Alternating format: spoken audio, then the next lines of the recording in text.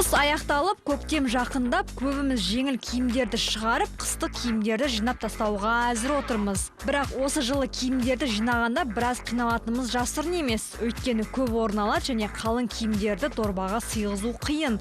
Сондықтан біз бүгін қыстық гардеробты қалай дұрыс сақтау керегін және қалай ықшамдетіп жинауға болатынын айтамыз. Қыстық киімдерді жинамас бұрын іріктеңіз. Керексіздерін бірінші лақтырыңыз.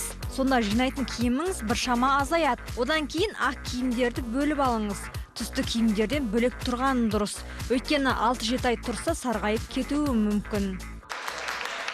Поздравляю. Рад за тебя. Қыстық киімдердің ішінде ең көп орын алатын қалың жемпірлер мен күртелер қорбиып жинауға ыңғайсыз.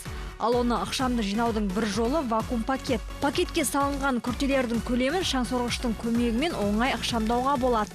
Бірақ пальто мен күзденнен жасалған қымбат тондарды мұндай пакетке салудың қажеті жоқ. Өйткені сапасын бұзып алуыңыз ғажап емес. Сондықтан оларды жинағанда барынша сақ болу керек. Дымқыл жерге қоймаңыз. Құрғақ екеніне көз жеткізіңіз. Әйтпесе қара күйге түсіп әбден әбігерге салады.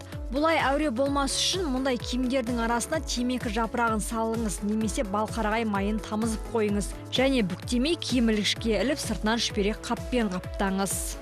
Нет, и так будет неплохо. Продолжаем! Спасибо. Келесі қыстық киім бас киімдер. Егер тоқыма бас киім болса, оны жинау оңай. Ал тері немесе қара күзеннен жасалған бас киімдерді жоғарыда айтылғандай пішінін бұзбай сақтаған жөн. Ол үшін бас киімнің ішіне қағаз толтырып немесе домалақ пішінді затқа кигізіп, картон қорапқа салу керек. Айтпақшы, киімдер қалың екен деп бір-біріне араластырмаңыз. Матасына, түріне қарайда бөліңіз. Және оны тек бір рет киген болсаңыз да жуып салыңыз. Мысалы, жүннен тоқылған киімдерді жинамас бұрын шкафқа немесе қорапқа қара күйеден қорғайтын спрей себіңіз. Және әбден кепкеніне көз жеткізіңіз. Содан кейін теріс аударып жинаңыз. Қорапқа салғанда орап салған дұрыс. Сонда қыртыс болмайды.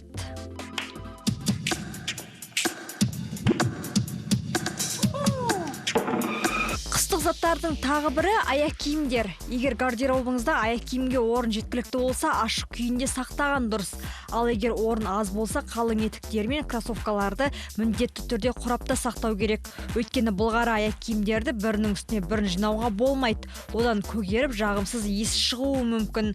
Сондай-ақ аяқ киімдерді жинамас бұрын бәрін майлап тазалаңыз. Кебу екеніне барынша көз жеткізіңіз. Сондай-ақ түрлі иістен қорғайтын спрей себуді, ысырмасын бекітіп қоюды ұмытпаңыз.